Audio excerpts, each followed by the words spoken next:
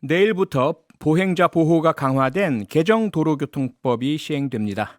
핵심 내용으로 운전자에게 횡단보도 일시 정지 의무가 생겼는데요. 아직도 혼란스러워하는 분들이 많이 계신 것 같습니다. 교통사고 전문 정경일 변호사 연결해서 자세히 짚어보겠습니다. 정경일 변호사님, 안녕하세요. 네, 안녕하세요. 네, 내일부터 적용되는 개정 네. 도로교통법 내용 설명 좀 먼저 부탁드리겠습니다. 네, 이번 도로교통법 개정 내용은 보행자 우선 도로, 도로외 구역, 회전교차로 통행 방법 등 여러 가지가 있습니다. 네. 특히 보행자 보호 의무를 한층 강화했는데 지금까지 도로교통법은 횡단하는 보행자가 있는 경우에만 운전자에게 일시정지 의무를 부과시키고 있었습니다. 네. 하지만 앞으로는 횡단하는 보행자뿐만 아니라 횡단하려는 보행자가 있는 경우에도 운전자는 일시정지해야 합니다. 아하. 그게 핵심이네요. 결국은 네. 횡단보도에서 지금 걷고 계시는 분뿐만 아니라 횡단보도 네. 근처에서 걸으시려는 분들이 계시면 일단은 정지를 해야 된다는 말씀이잖아요. 우회전 시에. 그렇죠. 횡단보도에 사람이 없더라도 횡단하는 보행자가 있다. 그러면 운전자는 일시 정지해야 합니다. 네. 이 사항을 위반할 경우에 운전자가 벌금 내지 과태료 내야 되는 거죠? 네, 보행자 보호 의무 위반에 해당되고 네. 이러한 단순 위반의 경우 승용차 기준 범칙금 6만 원과 벌점 10점이 부과되지만 네. 보행자와 사고가 나면 교통사고 처리 특례법상 11회 중과실 유형에 해당되기 때문에 아. 운전자가 종합보험에 가입돼 있어도 네. 피해자와 합의해도 5년 이하의 금고형 또는 2천만 원 이하의 벌금형, 형사처벌까지 받게 됩니다. 네. 상당히 이제 중한 처벌 그리고 벌금이 부과되는 그러한 위반이 될 텐데 이런 네네. 개정안 마련하는 건 분명히 이유가 있을 테죠. 그동안 네네. 우회전 상황에서 횡단보도에서 사고가 많이 발생했기 때문인가요? 네, 맞습니다. 이와 같은 도로교통법 개정 내용은 보행자 보호하기 위해서 만들어졌는데 네. 도로교통공단에 따른다면 2019년 기준 보행자 사망자 수는 1,302명으로 전체 교통사고 사망자의 39%를 차지했습니다. 아, 예. 그 중에서도 10%가 우회전 사고였는데 네. 다양한 보행자 사고 중 10%가 우회전 일어난 사고였습니다. 또 다른 나라와 비교해 본다면 인구 10만 명당 보행자 수, 사망자 수가 우리나라가 3.3명인데 네. OECD 평균 1명입니다. 3배 이상 많았습니다. 네. 당연히 이유가 있고 지금 변호사님 말씀처럼 통계로도 입증이 되니까 이런 법 개정이 이루어진 것일 텐데요. 근데 네네. 문제는 운전자분들께는 상당한 부담 또 우려가 증가되는 것 같고요. 네네. 우선 지금 가장 핵심이 되는 새로운 내용이 보행하고 있는 분뿐만 아니라 보행하려는 사람이 네네. 있다면 정치해야 된다는 것인데 네네.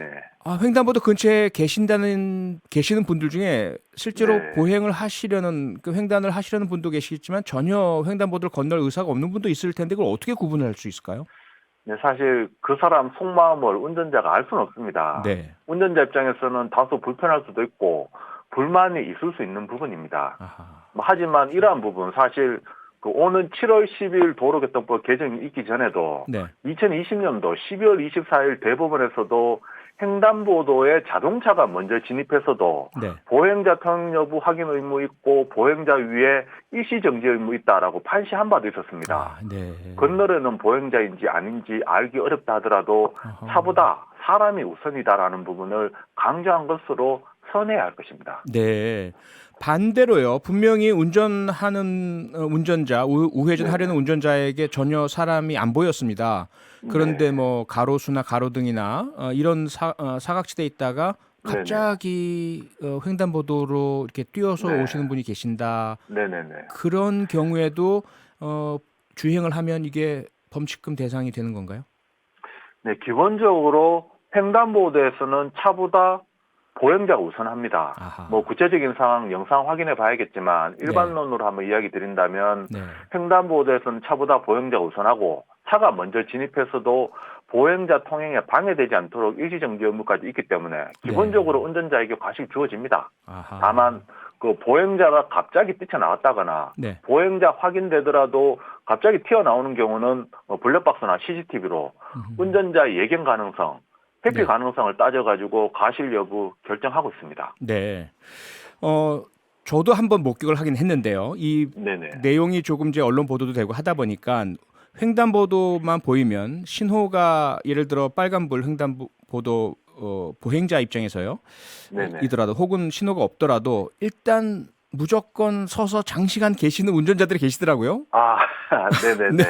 좀 뭐랄까요? 이 새로운 개정안도 감안하면서도 교통 흐름에도 네네. 방해가 되지 않는 운전 어떻게 해야 될까요? 네, 지금 어떻게 본다면 개정 내용은 횡단하는 보행자가 있는 경우 일시정지 의무를 부과시킨 겁니다. 일시정지요. 횡단하는 보행자, 네. 그리고 횡단하려는 보행자가 있는 경우 일시정지 의무를 부과시킨 것이지 네.